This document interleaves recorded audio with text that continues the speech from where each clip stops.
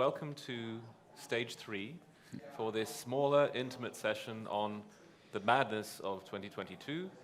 All the government interventions we've seen, not suggesting they were mad, but the year was.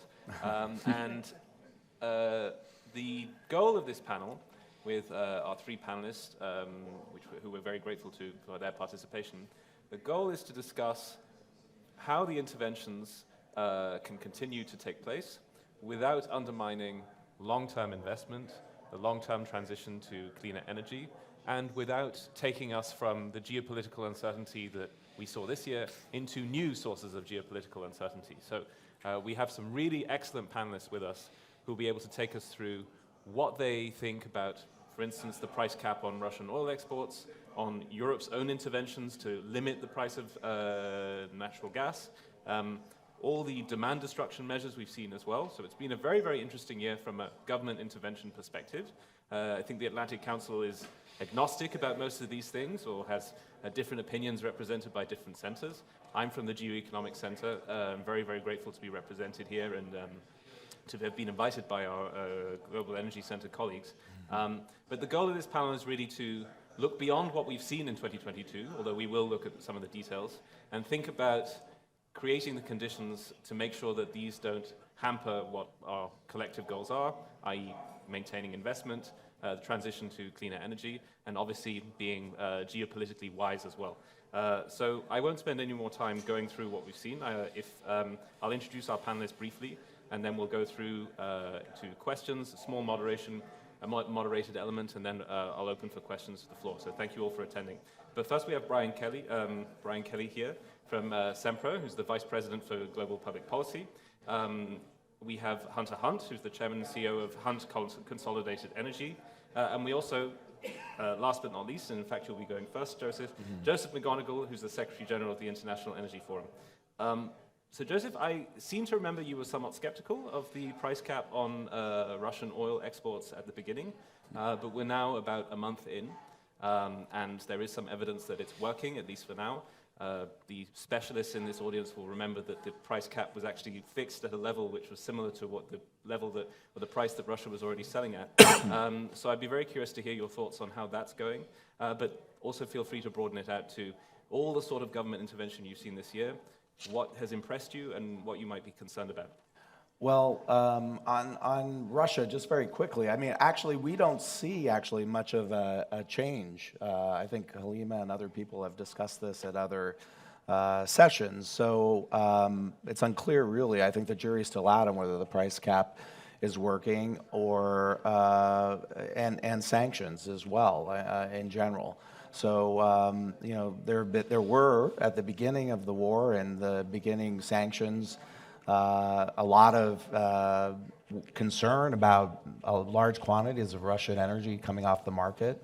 And at least on the oil side, that hasn't happened. On the gas side, obviously, things are a little different. So I think the jury is still out. We have to wait and see on that. What I'd like to focus on is another area of market madness, and this is on the investment side. And by investment, I mean lack of investment and what it's causing to prices and volatility. One of the first things I did at the IEF when I became Secretary General was to, it was in the middle of COVID in August of 2020, and we were seeing big CapEx cuts, not just by IOCs, but also by NOCs. And of course, that was natural with the uncertainty from COVID.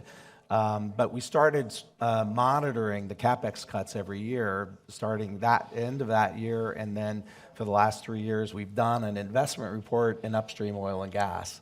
We're probably the only international energy agency that is actually doing reports about the crisis in upstream oil and gas investment, and I'll explain why in a second. But we're doing it with S&P Global. They're our knowledge partner on it, and so we've been crunching the numbers for most of the year, and the report will come out at the end of this month or the first week of February. And I wanted to preview some of the findings from the report here, because I think they're quite telling. Essentially, what we've recommended is that upstream investment needs to increase from about $499 billion in 2022 to $640 billion in 2030. Now, if you remember last year's report, if you're following our reports, last year it was about $550 billion, so it's a significant increase. The higher estimate, of course, I think is due to increased inflation and other increased rising costs. But cumulatively, we think there's $4.9 trillion will be needed between 2023 and 2030 just to meet market needs and to avoid a shortfall. And I know if you're in the oil and gas business, Hunter knows this. You don't just need it for new supply; you need it to offset declining production. And another interesting fact that we put in the report is that without additional drilling, we estimate that non-OPEC production would decline by about 9 million barrels a day by 2026 and 17 million barrels a day by 2030. That's a 31% decline, so very, very significant. And the bottom line for us at the IEF, and I know others talk about this, but we believe that if we fall short and we don't invest in new hydrocarbon development and it continues to be constrained, I'm concerned that high prices and volatility are really going to be the new normal now. And I want to go back to the beginning when I was talking about, we're probably the only agency, I don't think the IEA is doing reports on investment in hydrocarbons. OPEC does, but of course that's OPEC, right? And the other agencies are focused on their own areas. But the reason we're doing it is because we're worried that climate progress might get derailed because high prices and volatility. And by that I mean, if the public starts to equate high prices and volatility with energy transition or climate policies, we risk losing public support for climate. And I know in my country, in the US, but I think this is fair to say of other countries and regions of the world, once you lose the public on an issue as existential as this, you lose them forever. It's very hard to get them back. So I think it's very important, and something we talk about at the IEF is we need to manage this transition, learn the lessons of this energy crisis, the market madness issues that you referred to, make sure we don't do any kind of self-inflicted wounds here that make the crisis worse. So I'm happy to comment on other topics, but I think that's what I wanted to chat about. Absolutely. As we opened up today. So we will come back to you also for solutions and silver bullets and maybe even low-hanging fruit. But if I could just tie it together with some of the things I was saying at the beginning, are you concerned that some of the measures that were taken in 2022 to do with both sanctions, but also trying to soften the burden for households and businesses, do you see a risk that any of those measures, which were justified at the time perhaps, but could they undermine the investments that you think are necessary? Yes. So, for example, windfall profit taxes, right? Windfall profit taxes don't create any new supply. And really what we have is a supply crisis. And I agree with what Halima said, and I think what others said in previous sessions. I'm worried about a supply crisis in 2023 and in the gas sector in 2023, 24, 25. And so right now, willingness to invest is a constraint as long as profits are high.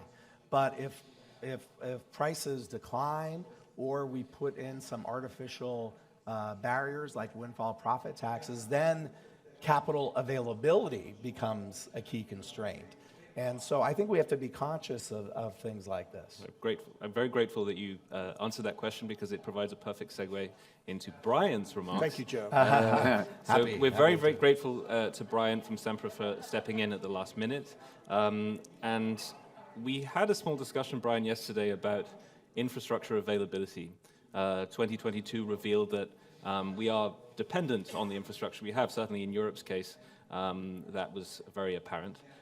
So I'd be interested in your thoughts on what we need to do in the years to come to make sure the right investments are made.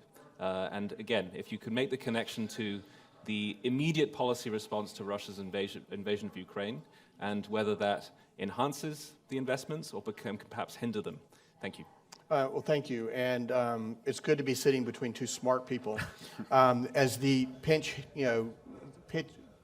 pitcher, I'm usually supposed to be good for 1 inning or 1 out, so I will be 1 out or 1 inning. So we'll see how I throw. I don't know if these sport references work. Yeah. So if you're a cricket player, never mind.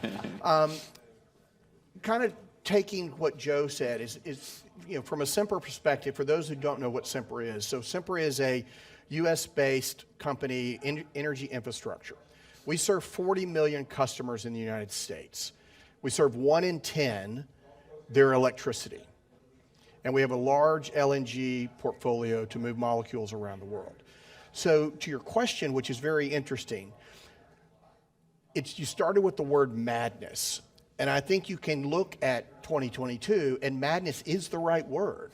The idea where governments have stepped in and created uncertainty in the marketplace by either overreacting in policies or underreacting in policies have created this churn or froth, whichever word you want to use, that has created instability not only in the marketplace with regard to electrons or molecules, but also in investment. So when we think about at Sempra, whether it be into Europe or into the United States, the idea that you have to have harmonization on the regulatory front to ensure that when you then go and invest $10 billion in an LNG property, that harmonization works so that I can build it and build it at time. There are some regulations in the U.S. that take us a decade. That's not sustainable. So how can I then lower that? And then for those that have been watching the parlor games in Washington, which have been amazing over the last year, permit reform has been the words du jour. The idea of permit reform is to literally take something and move it from a 10-year window to a 3 to 5 year window. So if we can do that, that actually does free up the ability for electrons and molecules and capital to flow at a much faster pace. Now, when you have things like the invasion of Ukraine, pandemic, these outsized factors that play into these markets, the goal is that the governments have a regulatory structure that minimizes that huge swings in the market. But I think your point is well taken about the idea of that capital, one, has to flow freely, but the most important part of this, governments can't talk down businesses to hinder the flow of capital, which has happened due to climate conversations and other issues. But as we think about long-term investment, we're going to invest for 20, 30, and 40, and 50 years. These projects are not you just don't plop an LNG facility and we're done after 10 years. So the goal is to have a stable... And yet that is what's happening in some places. Let's hope it's not a strategy. Let's hope that does not happen. But the idea is, can we build a harmonized regulatory system, not only across the Atlantic, but also across the Pacific, that creates that stable process? The last thing I'll make, and I know, Hunter, you'll probably touch on this, is when we think about responding to crisis, there's an old adage in Washington, D.C., when in doubt, run in circles, scream and shout. And I'll say that twice. Let me say that twice. When in doubt, scream and shout. Yes, run in circles, scream and shout. The goal is, can we minimize that swirl and at least take our time, take a breath, and understand it is a crisis, but sometimes overreaction is worse than no reaction. So. Yeah. Thank you, Brian. Hunter, I have a feeling you might have a slightly more optimistic take, or at least a feeling... Well, that wasn't optimistic. Critical and justified. But reform, Hunter, in our preliminary discussion, at least, I got the feeling that you felt that certainly been intervention this year, but you were pleasantly surprised by how respectful the intervention was of market mechanisms. So a sort of intervention with market characteristics, or the other way around. So perhaps your take on what we've seen this year and how you feel about sustainable investment, whether it hinders it or enhances it. So Well, Hunt is an odd duck because we're a private, third-generation, family-owned company. We've done oil and gas since 1934. We have a refinery. We're in LNG. We're involved in power, particularly in Texas. So we cut across the spectrum. We're small relative to the giants like Sempra and Exxon and others, but we see a lot of different things. But yeah, as we talked about, I started my career in the commodity side in the UK in the power market right after it opened up, and they were allowing for competition of commercial industrial customers, but the residential customers were still regulated. And Morgan Stanley, the firm I was with at the time, were one of the few outside participants that were doing deals, and they were all financial. You actually weren't allowed to own an electron as an outside party. But we did a transaction with one of the energy suppliers, and they came back and said, okay, great, we want to split this contract into two. And the average price was the exact same. But what they did was the profile of the sale of power that we did that looked like the residential side, they jacked the price up. The one that looked like an industrial consumption contract, they put down. And for me in my early 20s, that was my introduction to, okay, this is interesting, it's a market, but it's really not a market because they were absolutely subsidizing, going after industrial customers on the backside of their residential customers. And I think in many ways that's what, there are markets that are out there and people tend to think markets or it's regulated or a non-market. And that's never the case. Even Texas probably has the most competitive open power market of anywhere in the world right now. And as I would say with capitalism, not only do I not think capitalism is broken, I think it's actually working better than it ever has. We just don't like what we see out of it sometimes. The same is true with markets. A free market will produce buyers and sellers coming together with whatever the framework is, and prices are struck based off of that. The issue is sometimes that produces results that as society or policymakers, we don't like. And then the question is well, what do you do with it? And that's where the regulation comes in. That's where the market framework comes in. And this is where it gets dicey, because if you set up really strong, it's almost like governments. If you set up strong institutions, strong regulations to start off with, then you don't have to come back and tinker with it that much. And therefore, it gives the price certainty to make the multi-billion-dollar investments that take years to recoup back. If you set it up poorly and then you keep tinkering with it, it causes those participants that play in it to say, well, wait a second, I don't know how much confidence I have in this. And what is certainly true is whenever somebody comes in after the fact and intervenes in an existing market structure, it immediately creates inefficiencies. And so you immediately end up with winners and losers. And so what we were talking about on the cap with the Russian crude, there's an argument that there's no impact whatsoever. I think it's a Finnish group, or there's some group that came out and just said actually it's costing Russia 160 million pounds a day. The truth is probably somewhere between zero and that. But what is true is the goal is to punish Putin. The consequence of it is it potentially perverts it is perverting global oil prices because there's an artificial cap. And so all we have to ask is it worth it? Let's understand that this will create perversions. Over the long term, it's disastrous. You start to end up with signals of don't invest. But the question is, how does that causal link work between a price cap and where does the investment fail to take place? So if you artificially suppress a price, it makes it harder for other people to invest money into it. You are assuming at some point that cap will come off, in which case the price will go back up again. But until it goes off, you have to assume that, well, maybe it'll be there. And then the industry is trying to figure out, well, how long is this thing going to last? How long is Putin going to be there? How do we not know that they're going to jack around with it, move it down to $50 if they think it's 60's not working? And so it's a constant cloud over an investment committee to say we don't fully understand what the consequences are. We're just going to sit to the side. And as public companies know, even if the management's all in on this, they have shareholders. And then you have out of the ESG movement, you have stakeholders that show up and have very strong opinions. So it's a perversion in the market that wasn't there. Its goal is noble. If it's short term, it will probably be a blip to the broader oil and gas market. And in the short term, it's hurting Putin.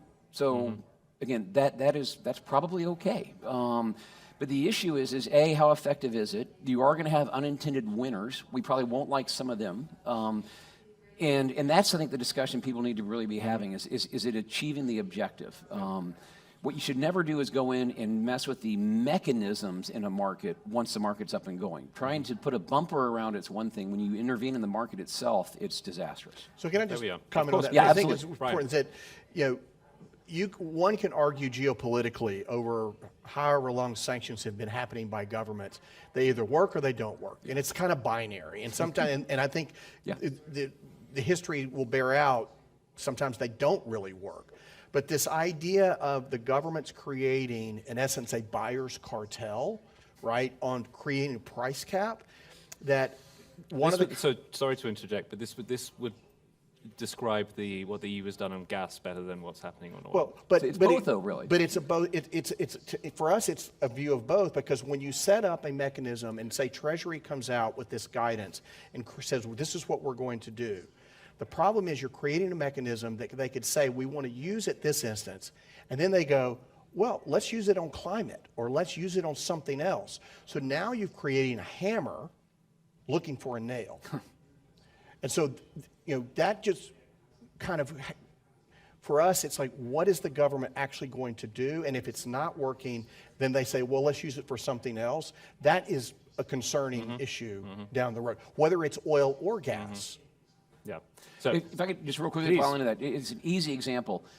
After the invasion, a lot of the trading houses, the crude oil trading houses, quit taking Urals oil well before any government ever acted. there was a $20 discount. So there was already, and you could argue that was because they knew something was coming, but nobody knew what was coming, when, and in what form at that point. That was a market response. Right. Basically, buyers saying, if you're shipping Russian crude, I'm not going to use you. I'm going to use somebody who's not. And so they started dropping Urals crude from that perspective. That's a market working. That's buyers and sellers coming together, figuring out, how do we want to source supply? How is this going to impact demand? What does the price come out of that? That will always be more efficient than governments coming in and intervening. Not necessarily effective, but always more efficient. Right. So perhaps in spirit of balance, to come to the price cap's defense, the US government, certainly Treasury, and most of the EU, took the EU a little while to get to a full consensus on this. The priority has always been to keep Russian supply on the market. There were some EU member states who wanted to drive the cap down to $30, $20, something very, very low. And they were overruled because it was felt that the distortions at that stage would be much too big and you would lose some of the supply. So I think that the priority is always to have a sort of fig leaf, a philosophical defense of the fact that you can still buy Russian oil and maintaining that supply. So that's perhaps how they're thinking of it. But the points on now having a new hammer and it being in search of nails, I think, are well taken. So before we open to the floor, where people in the audience should get ready with their questions, perhaps just one sentence from everyone on something you wish had been done differently this year, something that concerns you. We've already had some sense of governments perhaps intervening too little in some cases or too much, but if there's some sort of low-hanging fruit, something that you would change that you think would be beneficial for investment in the long term. Anyone like to start?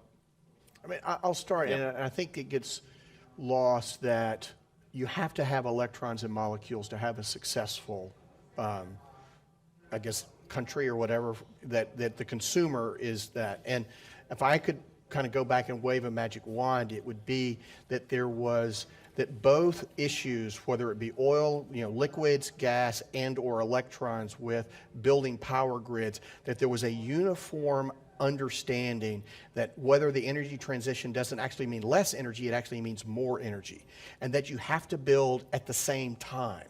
And this idea of leapfrogging each other is somewhat nonsensical. So when we build stuff, we have to build it that it lasts, and the consumers look, they just want to go turn the light on. They don't want to ask questions where it came from or what it was.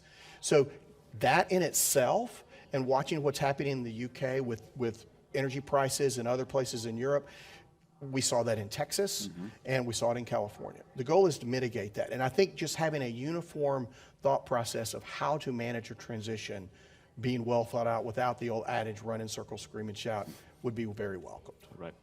Anyone else? Joseph. My end would be, you know, the idea that some governments and political leaders are blaming the energy crisis and high prices on the war in Ukraine. Putin's price hike, if you will. It's convenient. I understand why they're doing it. Politically, I get it. But I think we're hurting, number one, we're undermining energy security if we buy that if we sell the public that this is the reason, and the war goes away and we still are in this underinvestment crisis. Now, granted, the war in Ukraine has definitely added a premium to prices and to the crisis.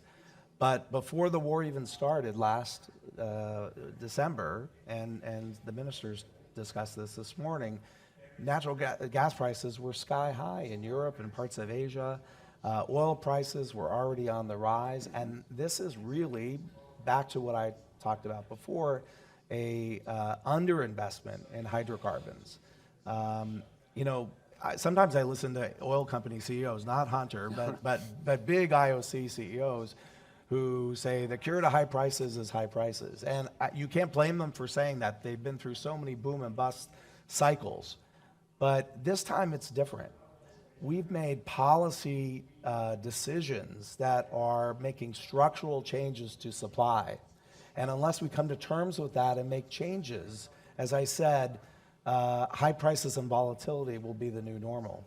I was at a reception, you know, in Saudi Arabia, where we always have some high-ranking U.S. official coming through, and the ambassador will host a reception or something. And so this past week, I went to a reception. I won't say who it was, but there was a very senior U.S. official, very concerned about energy prices, not just for U.S. reasons, but for global economy reasons, and was basically asking me, you know, take my IF hat on and put on my former oil analyst hat. You know, where do I see prices going? $40 or $110? And in my view, without hesitation, it's definitely in the 110 direction. And we haven't made any changes on the supply side at all. And we need to address this. And I'm hopeful that the G20 that's going to be held, the presidency is with India, that just like COP had a different outlook, having the G20 hosted by India, I think will have an impact. Japan is the presidency of the G7. I think they're already planning to take it in an energy security direction, and we're working very closely with them on that. So I think you're starting to see governments wake up to the reality, but I think I'm concerned about the marketing and how it's being sold to the public. Hunter, would you like 30 seconds? Yeah, before I'll pop in before- just very quickly. Thank you. Real quickly on yours, $40 or $100, I basically say yes, actually. It is, I actually think over the next 15 years, we'll see $100 oil at least 3 times and $40 oil at least 3 times. And that's not a brave prediction. That's exactly what we've just had in the last 15 years. And again, if it's a market, that's one thing. It's when government policy is driving under and over investment, it's a different deal completely. The only thing I would just say is, as an industry, we're here to serve. We need a little bit of humility, and we don't have Steve Jobs, right? We've never created anything like you don't even know you need it yet. And so, yeah, on the oil and gas side, with energy transition, I think the industry kind of freaked out a little bit and said, what do? We do pipes and pumps. And so we immediately start pushing hydrogen and CCS. And again, they're both fantastic resources. But I guess the question I really have is, if we're here to serve, what do customers want? And this is where I come back to a consumer-led transition makes sense. Every other major transition has been consumer-led. Nobody banned the use of horses for cars. You know, nobody banned the use of macrocomputers for microcomputers. Nobody banned the use of just simply doing direct dial versus the internet. These are things that consumers pushed along the way. This is the first mandated transition. And with that comes I know what customers want. And again, I like Steve Jobs. I don't like our industry, but I don't like politicians either. I think if the marketplace could really sort this out, we'll end up with a much more orderly and I think pleasing transition for everybody. All right. We're opening the floor to questions. Who would like to go first? Sir. And if you wouldn't mind introducing yourself. Here's a microphone. I'm Bogdan Chirițoi. I come from Romania, and I think I'm the only EU regulator in the room, so that's a bit a strange position. You should be up here. Yes, that's right. Yes. Well, I was very curious to see what Hungary would say, because Hungary was really the most intrusive of the European governments. Unforeseen circumstances, unfortunately. Last year, yeah. So they had, okay, we'll not go there. Yeah. It's a long story. This issue of investments have come again and again. So I'm a bit thick, and I still don't get the answer. So part of the reasons are given, there's the stranded assets, is the short term that you Europeans want to use gas, and we need longer term to recover these investments. Is this the main reason for the lack of investments, or there are others? Yeah, because discussion about transition, there was no guarantees on horse farmers, how long horses will be needed, or for cars when cars came around. So why the energy industry comes with argument that unless you guaranteed us a business for 30 years, you are going to be stuck without it? No other industry is demanding this. For most other industries, they're willing to make investments, sell, which are going to be recovered over longer term, and they don't come to governments with this kind of plea that conditions or whatever. Unless you comply with what we want, you will be short of our product. Thank you. So Bogdan's saying you're whining too much, and Yes. what's your response to that? So, so what I would say is I completely understand that perspective. Here's our list of demands, and as I tell people, energy use per capita and GDP per capita income are incredibly correlated. The more energy you have, typically the wealthier the society is. Our industry sometimes forgets there's causation, and we get it the wrong way around. We think we caused that, and so here's our list of demands. We need to remember people do amazing things. We're here to provide people the energy they need to do amazing things, and if we can do our job well, people can do even more. So I understand the perspective. The argument, the economic rationale behind the dialogue is this is one of the last great 20th century economies of scale industry that's left. It is incredibly capital intensive in order for us to make a relatively thin margin. And Amos mentioned earlier when he was talking about the windfall profits tax that we had two of the best quarters in the last 150 years in oil and gas. He forgot to mention that the year before was the worst that we've had. And if you go back a decade and you look at the S&P, if you look at the S&P 500, the lowest performing sector over the last decade has been the energy sector. Last year is the first year it hopped up to the top. So it's incredibly capital intensive and the margins are thin. And so having certainty about if I'm really going to invest this much capital, you aren't going to change the rules on me is critical. There are hardly any other businesses that face the same upfront capital cost and have paybacks of 7, 8, 10 years before. There's 40-year asset lives for a lot of the things that we do. So yeah, and let me just add to that, which I think is very important that Hunter said. So if I build an LNG facility to ship gas to Europe, let's say that facility costs $10 billion. I will capitalize half of that on my own balance sheet.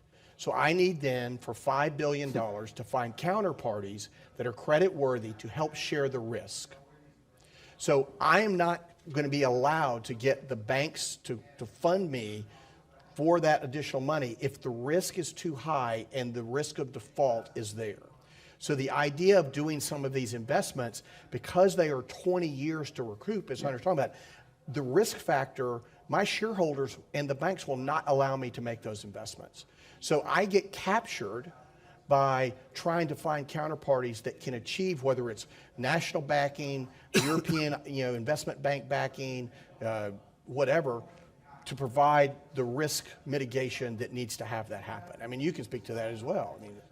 Well, I mean, I won't belabor the point. It's a very capital-intensive sector, but on the investment side, I think there are a whole host of issues, and I still think there is a negative sentiment in the investor community about investing in oil and gas projects.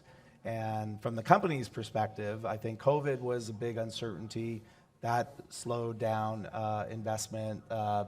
What may or may not happen vis-a-vis the global economy, now looking like it's in a recessionary or downturn, that's affecting definitely ESG investing and sustainability investing. So all of these things combined, and then you have investor pressures like capital discipline, and where the investors these S&P figures that he was just talking about, those investors were in healthcare and tech because they were getting better returns. And so they're now back into the oil and gas, at least a little bit, but they want to see returns on their investment. They don't want to see the companies investing in big capital investment projects. So from an investor perspective, there's a big issue. And then on the ESG thing, I would say, look, there was a lot of discussion today about getting U.S. And OPEC companies, but at least on the IOC side, getting U.S. companies and private companies to produce more to help with the supply gap. And that's been the sole focus. But what we really need to do is bring the investor community into that conversation. The BlackRocks and the big asset managers who are, under these ESG pressures as well. And I think it would help a lot if the administration were talking to investors and producers at the same time. We have to send signals to investors that it's okay to invest in hydrocarbons. And because if we don't, we're contributing to higher prices and volatility, and I think undermining, ultimately, action on the energy transition and climate change. Thank you very much. Any other questions? Shy audience today. None? So.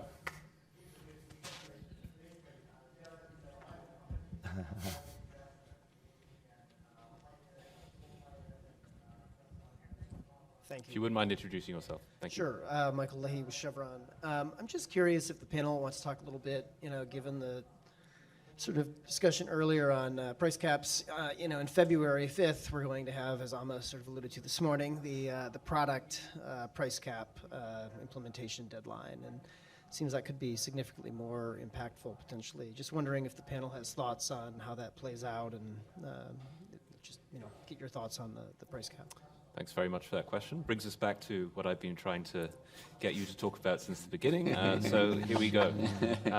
So as Michael was saying, as of February 5th, so in less than a month, not only will there be a price cap on crude oil exports from Russia, but now on refined products.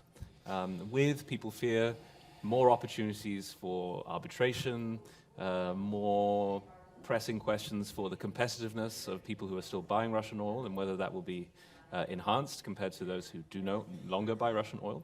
So anyone's thoughts on that would be very welcome. Hunter? So the short answer is, I guess we'll see. It's another market intervention. Whenever there are interventions, there's the stated goal. There are always unintended consequences.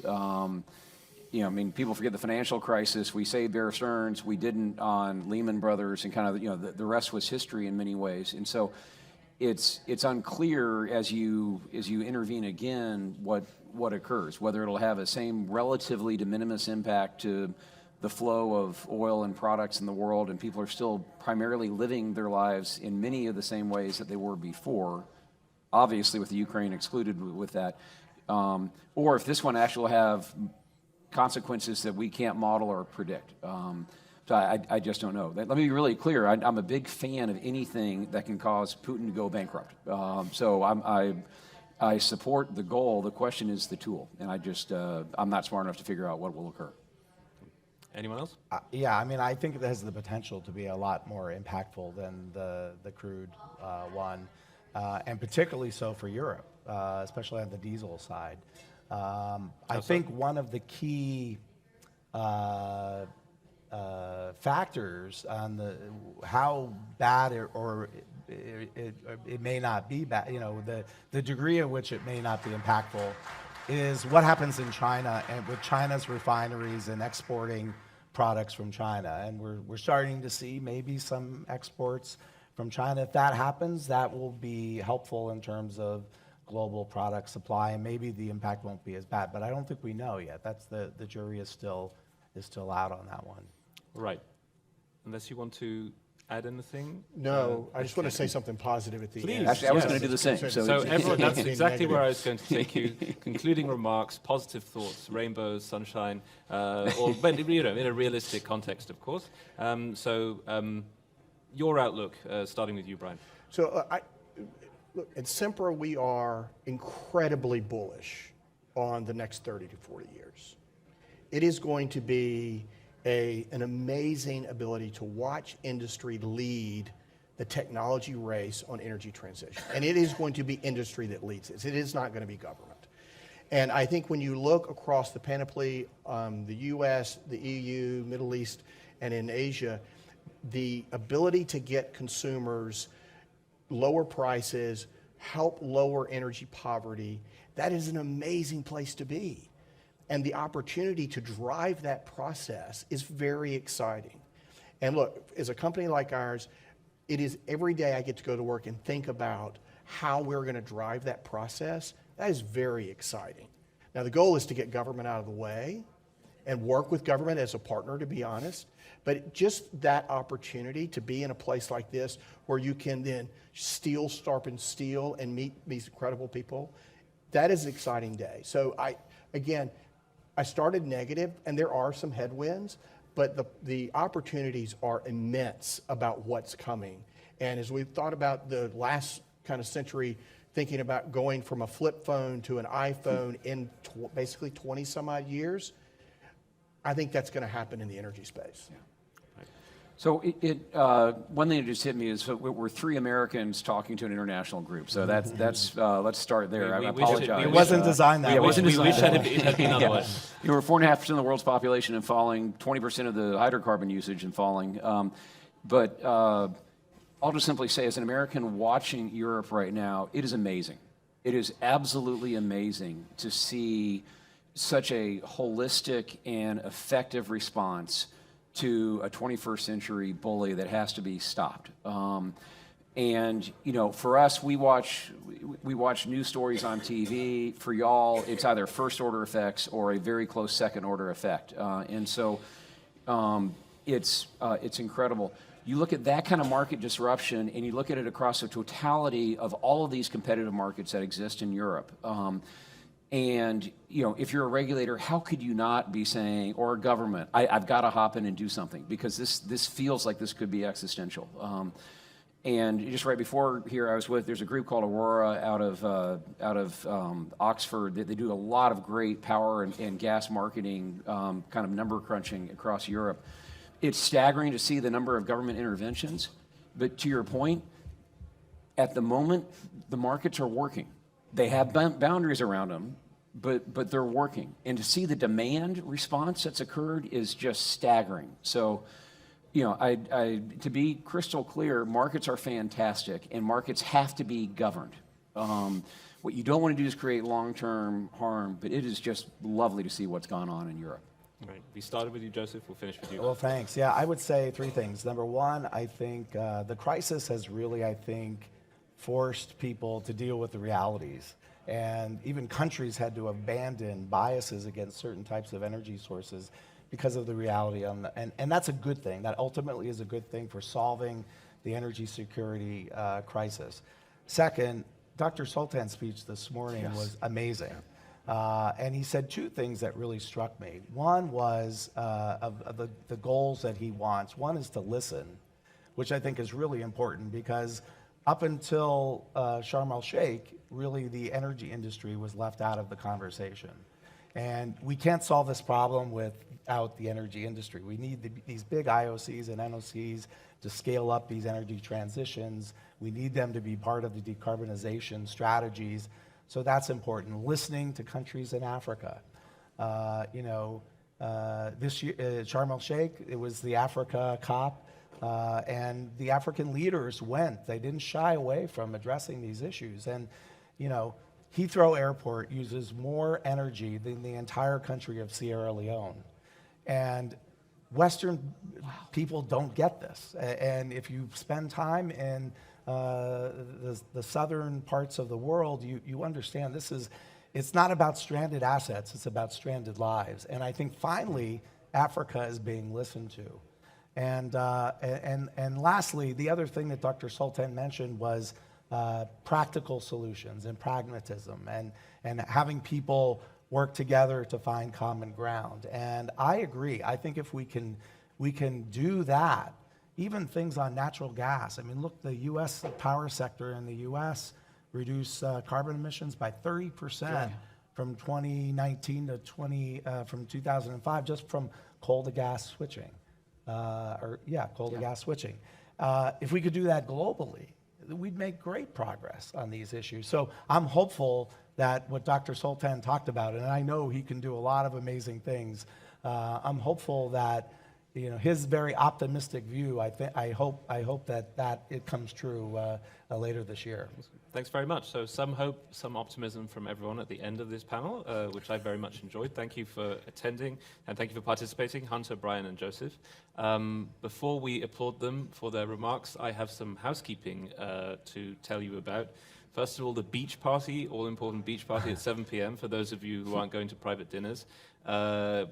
People will probably be walking from the main lobby, but please do wear appropriate footwear. It is a beach after all. There will be sand involved.